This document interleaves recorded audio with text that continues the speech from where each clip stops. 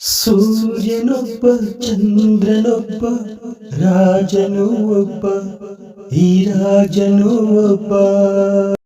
ನಮಸ್ಕಾರ ಪ್ರಿಯ ಸ್ನೇಹಿತರೆ, MDR studios ಚಾನಲ್ಗೆ ಸ್ವಾಗತ. ಇವತ್ತಿನ ವಿಶೇಷ ಕಾರ್ಯಕ್ರಮ ಸಿನಿಮಾ ವಿಮರ್ಶೆ. ಇವತ್ತಿನ ಸಿನಿಮಾ ವಿಮರ್ಶೆಯಲ್ಲಿ ಏಳುಮಲೆ ಚಿತ್ರದ ಸಂಕ್ಷಿಪ್ತ ವಿಮರ್ಶೆಯನ್ನೊಮ್ಮೆ ನೋಡೋಣ ಬನ್ನಿ ಸ್ನೇಹಿತರೆ. ವೀರಪ್ಪನ್ ಹತ್ಯೆ ವೇಳೆ ನಡೀತಿತ್ತು ಏಳುಮಲೆಯಲ್ಲೊಂದು ಪ್ರೇಮ ಕಥೆ.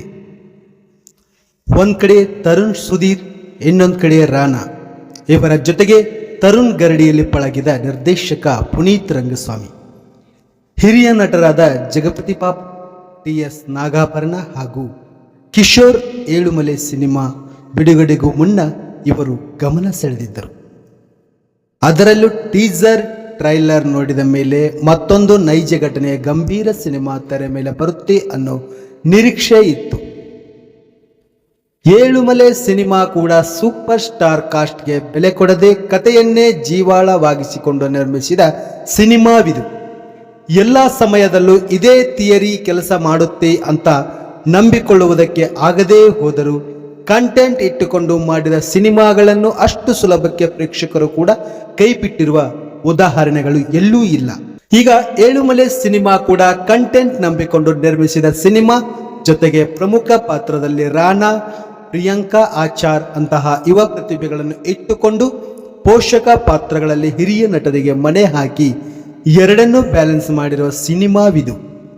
ಪುನೀತ್ ರಂಗಸ್ವಾಮಿ ನಿರ್ದೇಶಿಸಿದ ಈ ಸಿನಿಮಾಗೆ ತರುಣ್ ಸುಧೀರ್ ಕ್ರಿಯೇಟಿವ್ ಹೆಡ್ ಆಗಿ ಕೆಲಸ ಮಾಡಿದ್ದು ಸಿನಿಮಾ ಬಗ್ಗೆ ಕುತೂಹಲವನ್ನು ದುಪ್ಪಟ್ಟು ಮಾಡಿತ್ತು. ಹಾಗಿದ್ದರೆ ಏಳುಮಲೆ ಸಿನಿಮಾ ಹೇಗಿದೆ, ಯುವ ಪ್ರೇಮಿಗಳ ಕಥೆ ಏನು, ಅದರಲ್ಲಿ ಬರೋ ಟ್ವಿಸ್ಟ್ ಏನು ತಿಳಿಯುವುದಕ್ಕೆ ಮುಂದೆ ನೋಡಿ.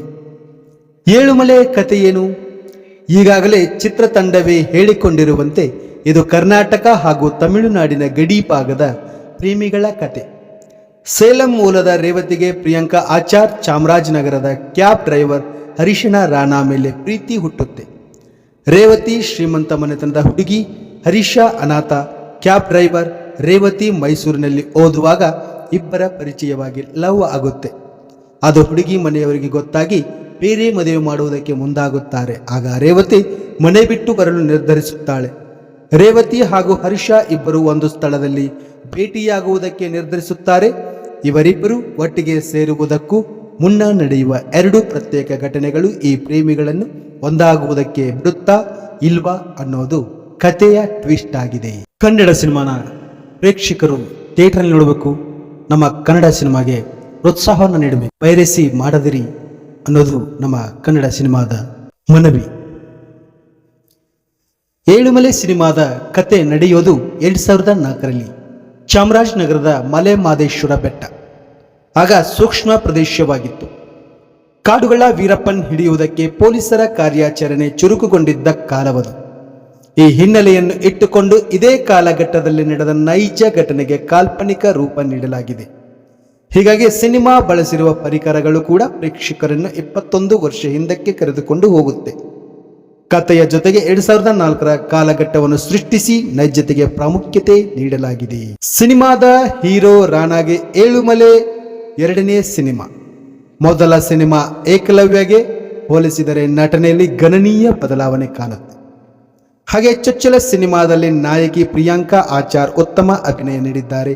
ಪುನೀತ್ ರಂಗಸ್ವಾಮಿಗೂ ಇದು ಚೊಚ್ಚಲ ಸಿನಿಮಾ ಆಗಿದ್ದರೂ ಟೈಟ್ ಸ್ಕ್ರೀನ್ ಪ್ಲೇ ಮೂಲಕ ಗಮನ ಸೆಳೆಯುತ್ತಾರೆ. ಅದ್ವೈತ್ ಕುರುಮೂರ್ತಿ ಕ್ಯಾಮರಾ, ಡಿ ಇಮ್ಮಾನ್ ಸಂಗೀತ ಸಿನಿಮಾಗೆ ಕಿಕ್ ಕೊಡುತ್ತೆ. ಏಳುಮಲೆ ಸಿನಿಮಾದ ಸ್ಕ್ರೀನ್ ಪ್ಲೇ ಟೈಟ್ ಆಗಿದೆ. ಲವ್ ಸ್ಟೋರಿಯಲ್ಲಿ ಫ್ಲ್ಯಾಶ್ ಬ್ಯಾಕ್ ಇಲ್ಲ, ಅನಾವಶ್ಯಕ ದೃಶ್ಯಗಳಿಲ್ಲ. ಲವ್ ಸ್ಟೋರಿ ಹಾಗೂ ಸಸ್ಪೆನ್ಸ್ ಎರಡನ್ನೂ ಬೆಸೆದಿರುವ ಶೈಲಿಯೇ ಅದ್ಭುತ. ಹೀಗಾಗಿ ಪ್ರೇಕ್ಷಕನ ಮೂಡ್ ಡೈವರ್ಟ್ ಆಗುವ ಪ್ರಸಂಗ ಬಿದ್ದಿಲ್ಲ. ಭಾವನಾತ್ಮಕ ಹಾಗೂ ಆಕ್ಷನ್ ಸನ್ನಿವೇಶಗಳಲ್ಲಿ ರಾಣಾ ಗಮನ ಸೆಳೆಯುತ್ತಾರೆ. ಕಾನ್ಸ್ಟೇಬಲ್ ಪಾತ್ರದಲ್ಲಿ TS ನಾಗಾಭರಣ, ಖಡಕ್ ಪೊಲೀಸ್ ಅಧಿಕಾರಿಯಾಗಿ ಕಿಶೋರ್, ಜಗಪತಿ ಬಾಬು ಪಾತ್ರ ಕೂಡ ಈ ಸಿನಿಮಾದ ಹೈಲೈಟ್. ಒಂದು ರಾತ್ರಿಯಲ್ಲಿ ನಡೆಯುವ ಕಥೆಯಾಗಿದ್ದರಿಂದ ರಾತ್ರಿ ವೇಳೆನೆ ಶೂಟ್ ಮಾಡಲಾಗಿದೆ. ಇದು ಈ ಕಥೆಗೆ ಅನಿವಾರ್ಯವಾಗಿದ್ದರೂ ಕತ್ತಲೆಯೇ ಹೆಚ್ಚು ಆವರಿಸಿಕೊಂಡಿದೆ. ಲವ್ ಸ್ಟೋರಿ, ಕ್ರೈಮ್, ಸಸ್ಪೆನ್ಸ್ ಇಷ್ಟಪಡುವವರಿಗೆ ಈ ಸಿನಿಮಾ ಇಷ್ಟ ಆಗುತ್ತೆ. ಇಡೀ ಕುಟುಂಬ ಒಟ್ಟಿಗೆ ಬಂದು ನೋಡುವಂತ ವೈಬ್ಸ್ ಸಿಗುವುದಿಲ್ಲ. ಒಟ್ಟಾರೆ ಇದು ಕನ್ನಡದಲ್ಲಿ ಬಂದ ಮತ್ತೊಂದು ಅತ್ಯುತ್ತಮ ಸಿನಿಮಾ. ಕಂಟೆಂಟ್ ಅನ್ನೇ ಪ್ರಧಾನವಾಗಿ ಇಟ್ಟುಕೊಂಡ ಸಿನಿಮಾ, ಸ್ಟಾರ್ಗಳು ಇಲ್ಲದ ಮತ್ತೊಂದು ಸಿನಿಮಾ ಪ್ರೇಕ್ಷಕರಿಗೆ ಖಂಡಿತ ಇಷ್ಟ ಆಗುತ್ತೆ. ಕನ್ನಡ ಪ್ರೇಕ್ಷಕರು ಕನ್ನಡ ಸಿನಿಮಾವನ್ನ ಹೆಚ್ಚು ಹೆಚ್ಚು ಥಿಯೇಟರ್ನಲ್ಲಿ ನೋಡಿ ಪ್ರೋತ್ಸಾಹಿಸಬೇಕು ಅಂತ ಹೇಳ್ತಾ, ಪ್ರಿಯ ವೀಕ್ಷಕರೇ, ಈ ಸಿನಿಮಾ ವಿಮರ್ಶೆ ನಿಮಗೆ ಇಷ್ಟ ಆಗಿದ್ರೆ ಈ ನಮ್ಮ ಚಾನಲ್ನ ಲೈಕ್ ಮಾಡಿ, ಶೇರ್ ಮಾಡಿ, ಕಮೆಂಟ್ ಮಾಡಿ. ನೀವಿನ್ನು ನಮ್ಮ ಚಾನಲ್ನ ಸಬ್ಸ್ಕ್ರೈಬ್ ಮಾಡ್ಕೊಂಡಿಲ್ಲ ಅಂದರೆ ಸಬ್ಸ್ಕ್ರೈಬ್ ಮಾಡ್ಕೊಳ್ಳಿ ಅಂತ ಹೇಳ್ತಾ, ಮತ್ತೆ ಮುಂದಿನ ಸಿನಿಮಾ ವಿಮರ್ಶೆಯೊಂದಿಗೆ